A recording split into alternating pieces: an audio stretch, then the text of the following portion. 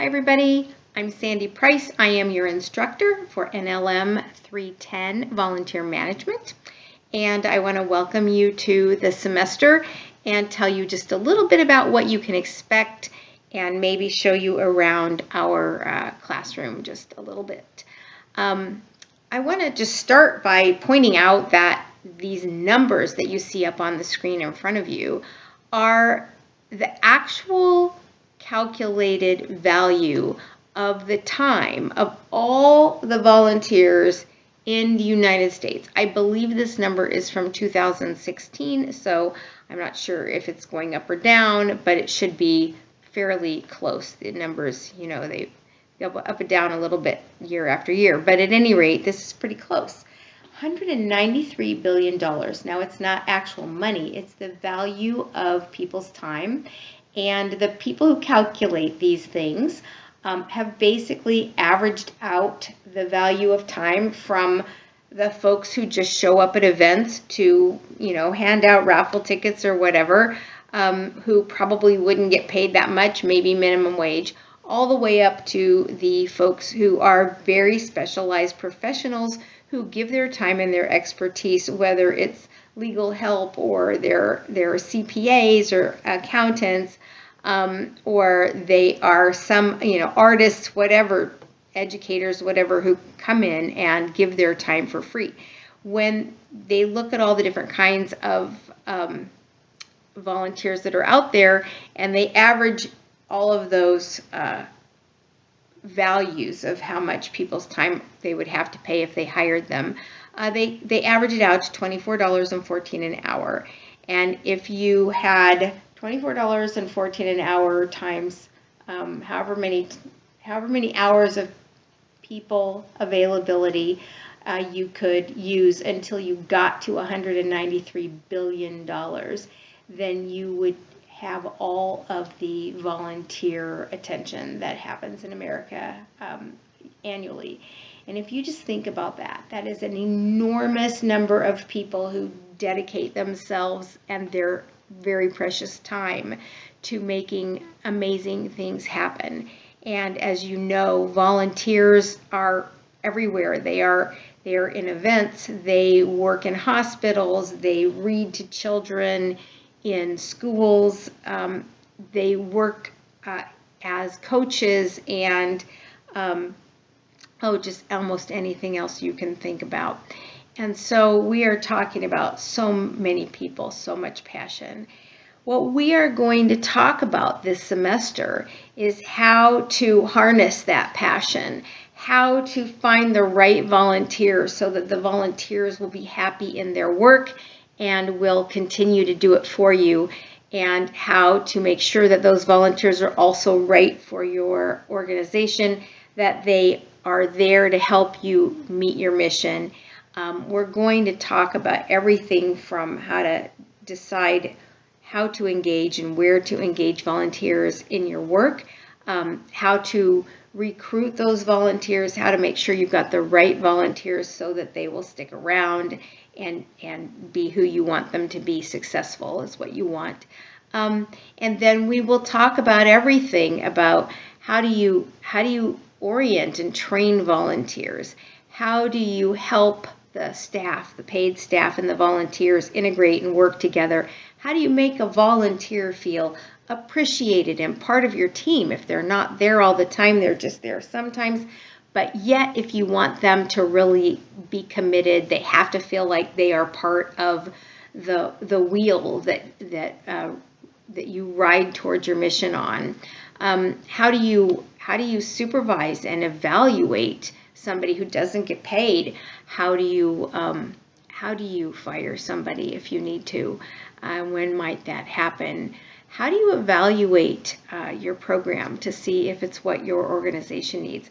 All of these things, we're going to learn these skills in this class.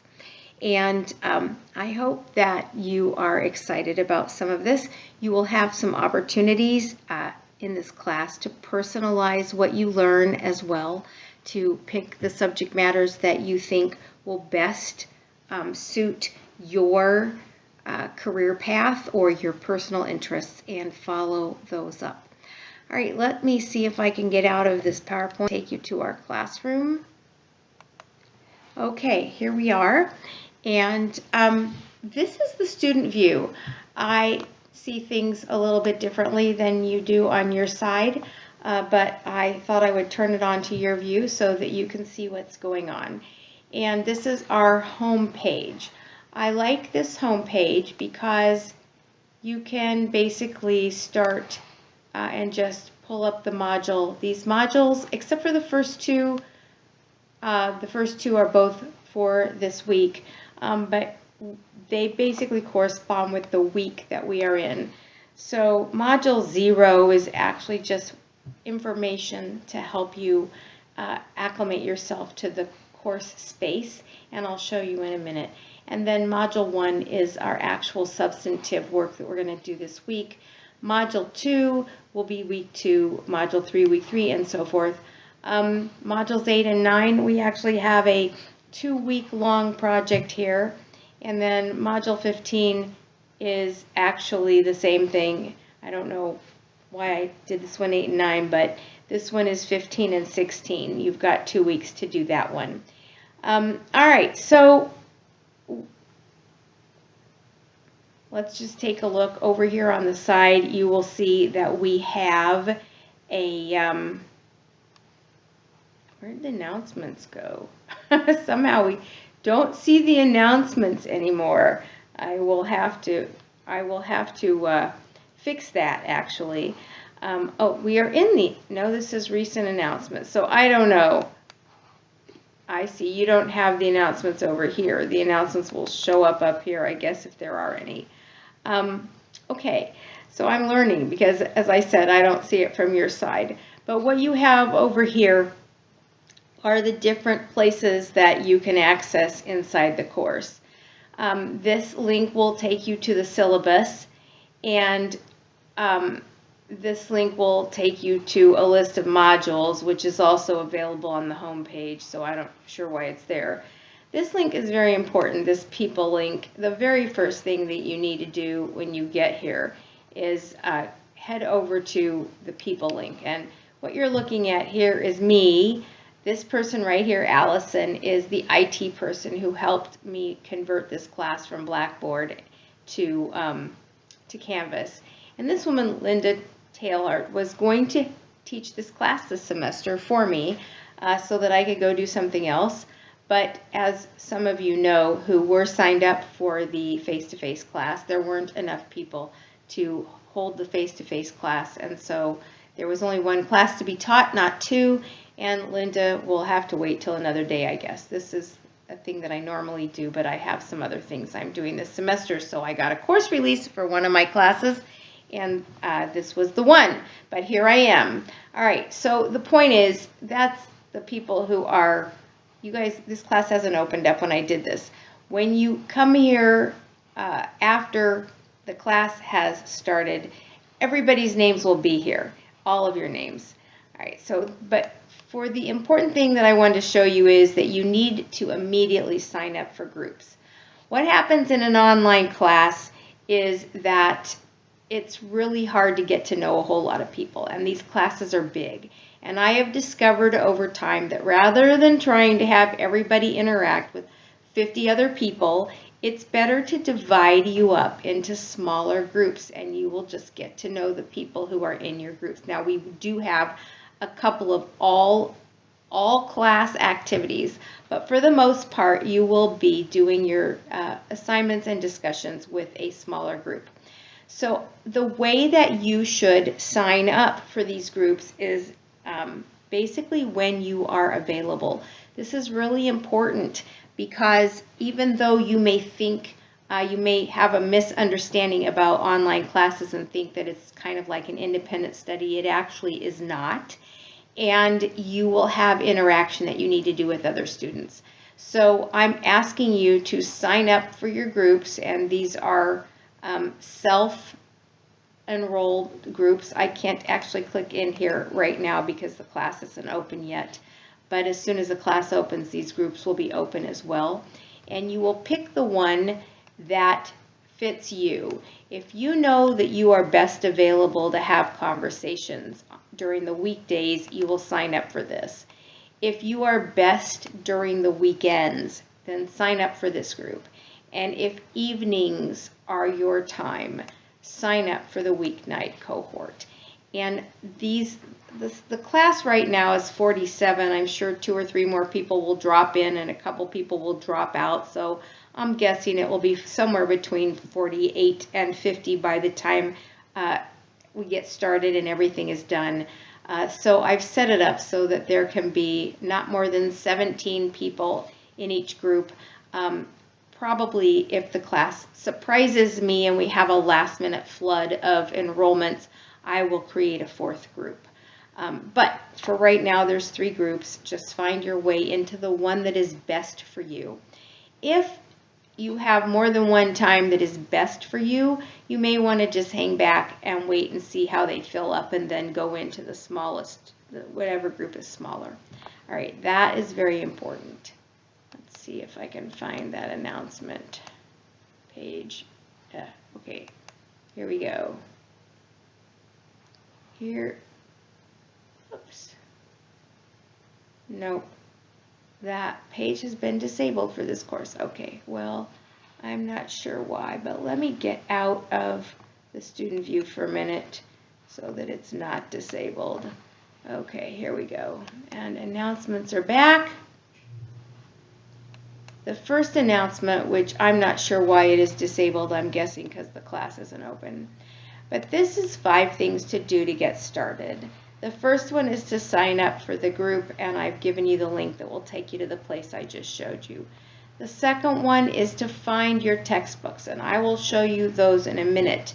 One of the textbooks is free, and it's available online here. The other textbook you're going to have to order, and you have 2 ways to do it. You can get it from Amazon, or you can download it. The Amazon route will probably cost you $6 or $7. The download route for a brand new book will cost you $18. I have copied off the first couple chapters that you will need to give you time to get your books if you choose to buy it the inexpensive way through Amazon. All right, you want to read your syllabus. You really, even though there's a lot of material on Canvas, and I've got it all, I've got a lot of it here for you, it's just important to go to your syllabus. The syllabus has additional material that isn't on these pages. One of the reasons I know that is because Allison helped me set up this class, and I keep going through and thinking, where is this, where is that? Well, it's on the syllabus, but she didn't transfer everything. So you need to take a look at the syllabus every week and just make sure that there isn't something there that's missing. Okay, the 4th thing to do is just poke around this class, see what's in here. And the 5th thing to do is actually to go to modules 0 and then after that module 1 and get started. Your very first stuff that is due is going to be due Saturday after the class starts, so the end of the week. Let me just talk about that Saturday due date, by the way. We will have discussion every week. And because our discussion is a 2-part activity, I'm going to give you some questions to answer after you have reviewed the materials, readings, or videos, or whatever I've given you to take a look at. I will give you some actual work to do, an assignment. And the assignment will get posted on your discussion board. And then the second part of that will be an assignment that I give you to do that engages your classmates around those assignments. So I give you until Saturday, a whole week, to basically get the first exercise done. And then I give you till the following Wednesday to actually come back and do the interactive or engagement piece with your classmates. Now, what does that mean? That means that basically our class, which because it's online and we don't have days, is a 7-day-a-week thing, right? So it starts Monday morning and it goes all the way through Sunday, and then it starts again the second week, Monday morning, and goes the next. So every week you will start that week's work, but you will also still have the responsibility of coming back and answering your classmates for the former week's work. So you will have some work between Sunday or Saturday and Wednesday that is from the prior week, and you will also be beginning your work for this week. So I know that's a little confusing, but the dates are on the syllabus, and I'm sure you will get the hang of it quickly because every other class that's ever had to do this has managed to get the hang of it. All right, so let's just head on over to Module 0 and see what we've got. All right, I wonder if this looks different from, let's go back into your view and see what that looks like over there. Student view. Okay, let's go into Module 0 and see what you've got over there. Ah, looks a lot different. Okay, here we are. This is the just course information. This is your starting point, and it really needs to be. See this video right here? This video is very different than the video that I am making for you right this minute. This video talks about the challenges, the special challenges of online learning, and it tells you in advance what to expect because, believe it or not, online learning is harder than showing up at a classroom. It may take less of your time, but because you don't have to drive to class and you can kind of do it whenever you want, and a lot of students work on these things at 3 in the morning, and that's great. And in that way, online learning is very flexible. You can do it from Hawaii, you can do it from your bedroom, whatever. But special challenges that have to do with online learning and how you need to organize yourself to be successful in the class. And about 20% of the students who come into an online class have trouble with these things, and I find myself chasing down students and trying to give them these secrets of the trade so that they can succeed in the class.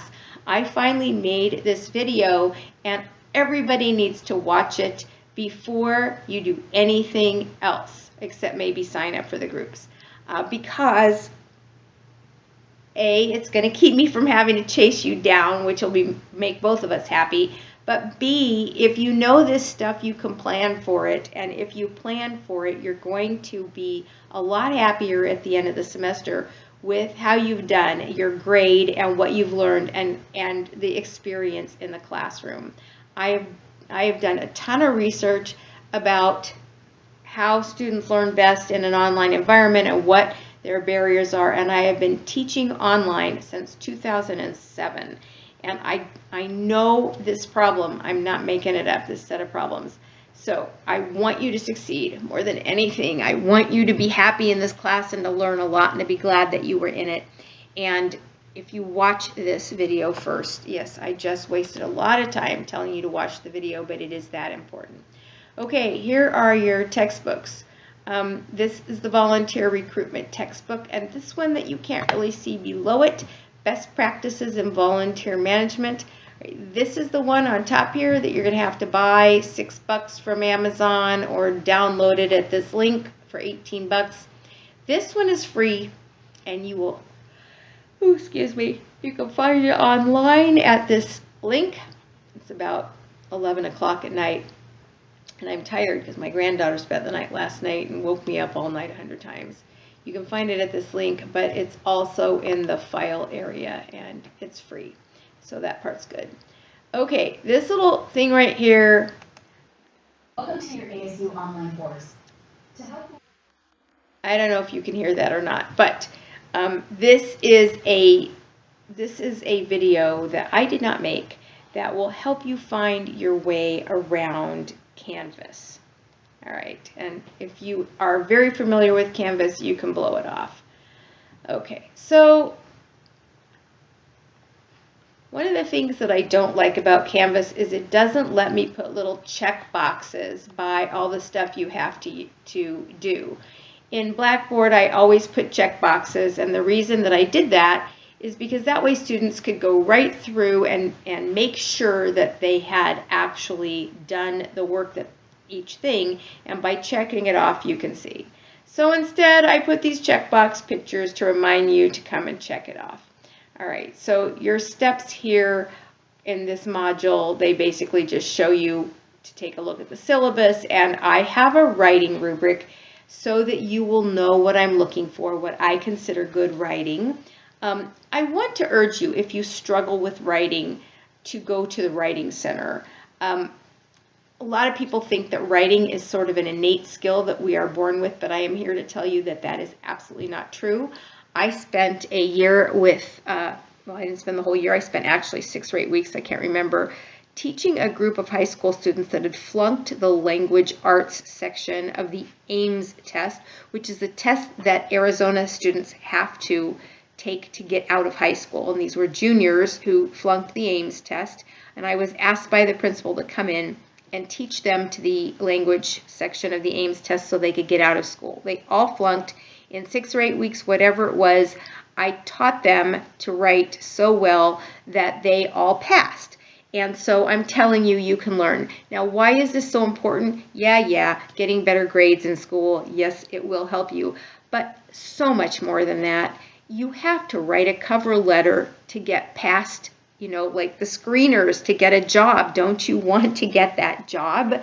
You are going to have a million occasions in your life to write memos, to write persuasive letters, to try to convince somebody of all kinds of things, emails, whatever.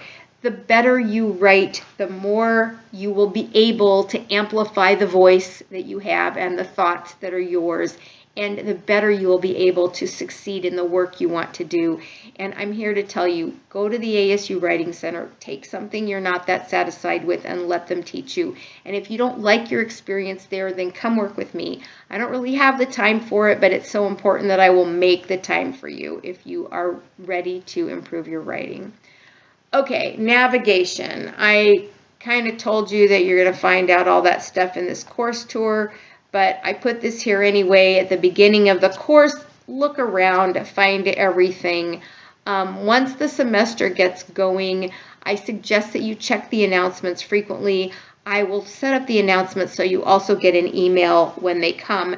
If you are a person who does not check your school email for this semester, I strongly urge you to forward your school mail to whatever email you prefer to use, because when you're not in the classroom with me, the best way I have to connect with you is email. And if you hate email, I'm sorry, but for this semester, you've got to get in the habit of either checking your email, or if you don't like the school email, have it forwarded to your own email.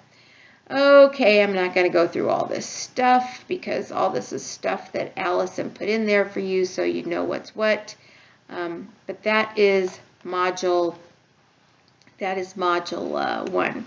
Now, somewhere down here, which unfortunately I can't see, let me see if I can move this around a little bit. You will see that on every page there is a next button.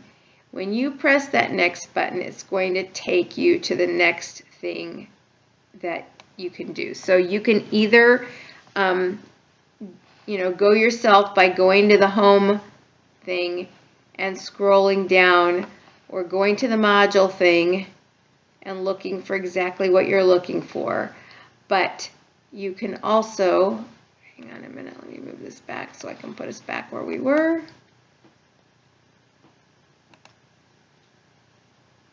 You can also take the little button. All right, so this next thing is about me. You can read it. That's my granddaughter, although she is now 5 and I am expecting another one. But anyway, all right, so let's scroll down to the bottom and find the next button for this one.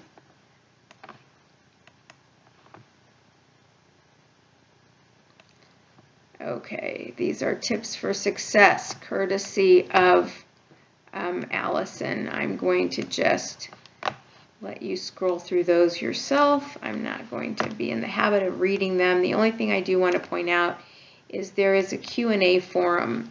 If you have a question of general interest, meaning maybe other students are interested in it, this is a great place to come and put it. You just come right down here to the bottom. This, I'm not going to read you all this, but this basically says to use the subject line to be very specific about your question. That way when people have questions, they can come and see if it's already been asked.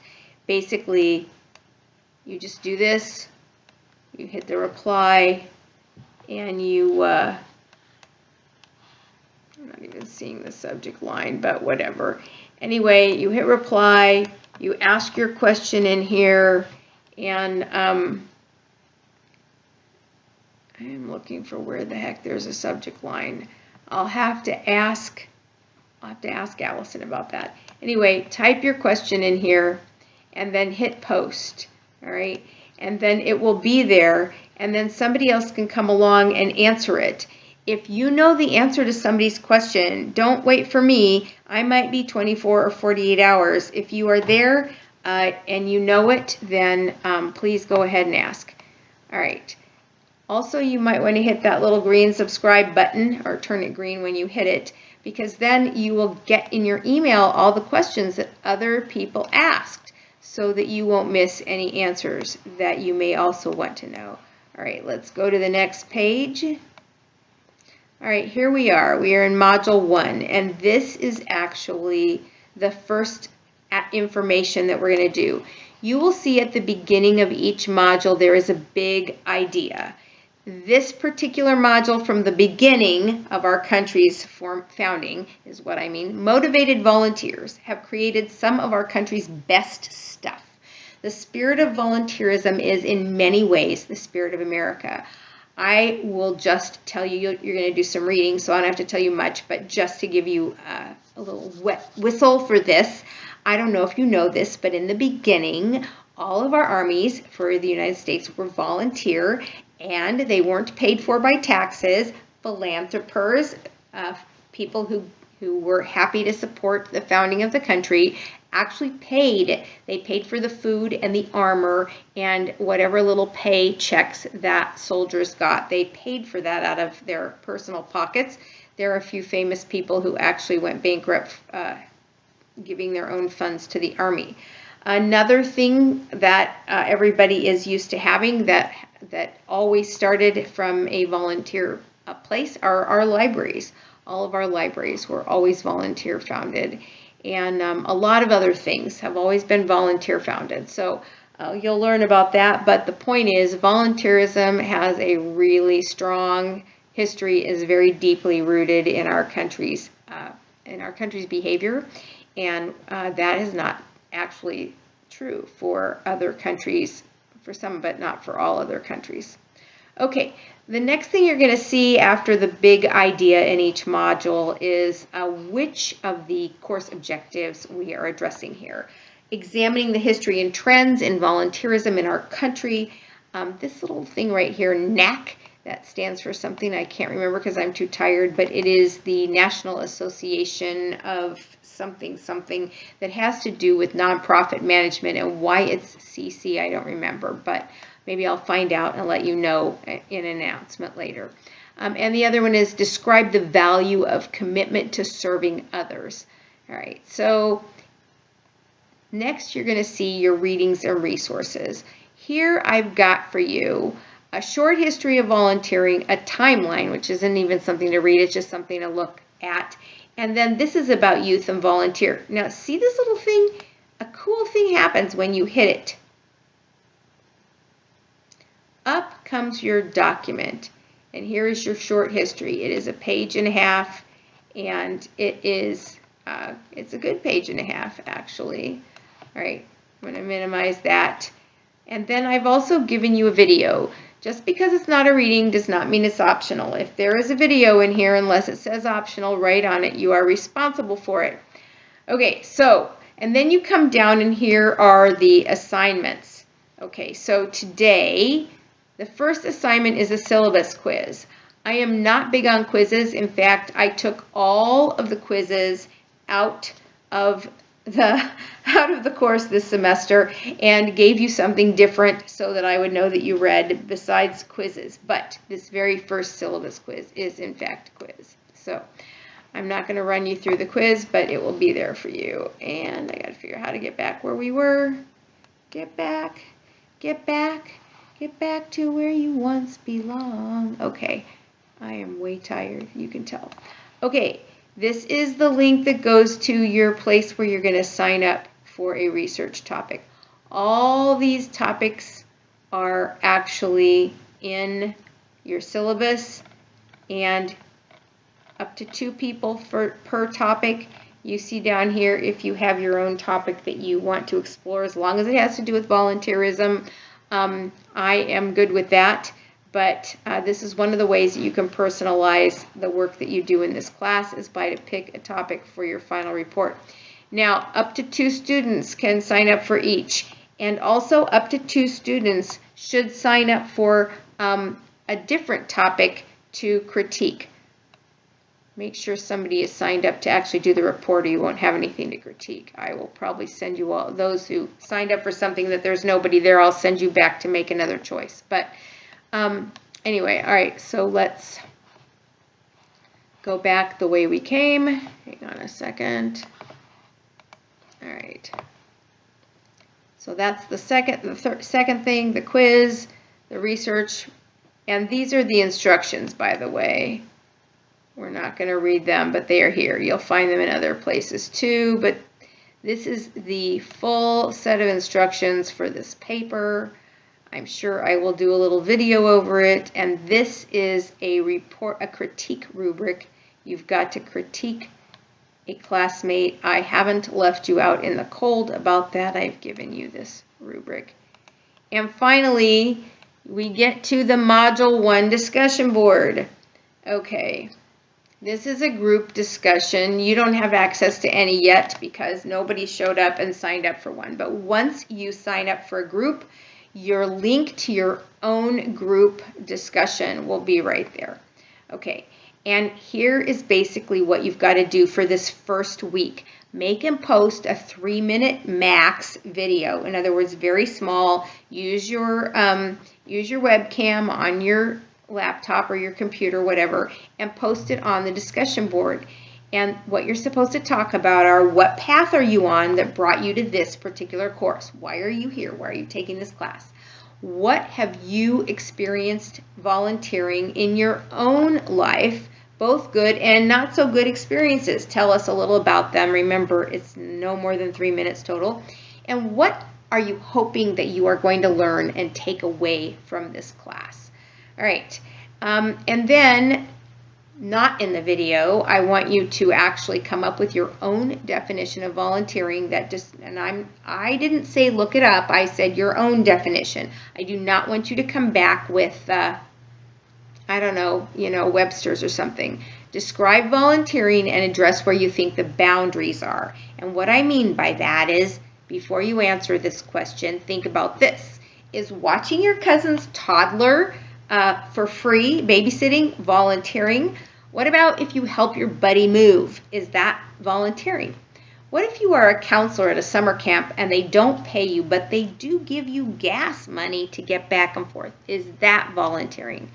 What if your employer makes you volunteer because the corporate social responsibility program at your work requires employees to show up and work somewhere? Is that volunteering? All right, so you're going to have to think about what is volunteering and what isn't volunteering to you. All right, we're going to compare these views. I do not want you to look this up on Webster's.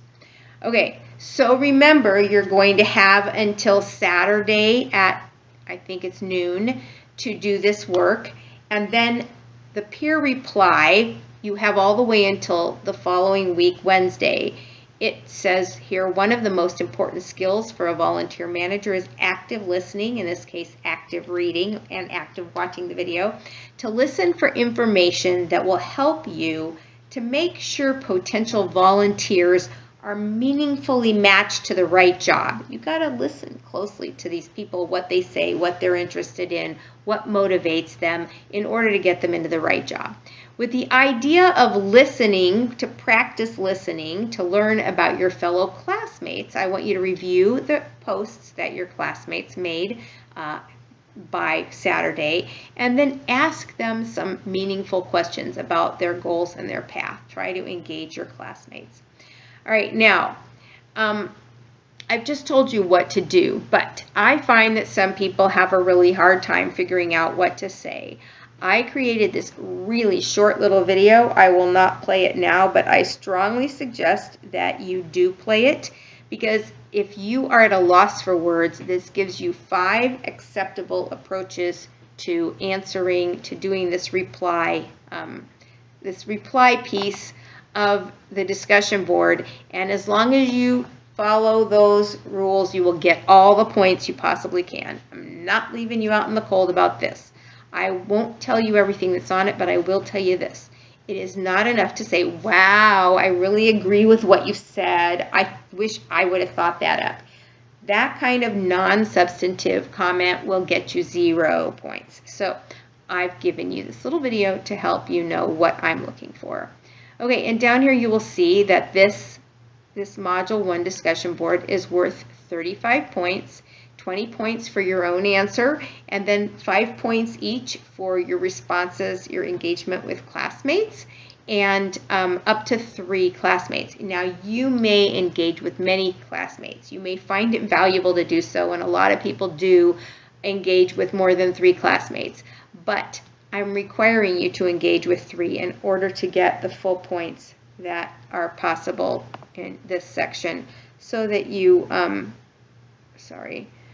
So why is it that I make you guys engage with each other after you've actually done the work already? I want to tell you how important to learning this engagement actually is. Basically, you have a perspective that's your own, and you filter information through it. But there is a diversity of perspectives in the classroom, and all these perspectives could be useful to you. Sometimes, none of us are perfect, and sometimes we make wrong choices, or after the fact we wish we would have done something differently. When you bring a diversity of ideas around the table, you learn more ways of handling something, and so it's actually part of our learning. Your voice is important to your classmates, to their learning, and their voice is important to you. Okay, so you do this, you hit the next button, and I'm pretty sure we're going to show up in Module 2. I am not going through all these modules, but you will see it also starts out with the big idea, and if I were to go through this module, you would also see that it follows the same path. It gives you the objectives, the materials that you're supposed to review, and then some assignments, both to do by Saturday, and the responsive engagement assignments.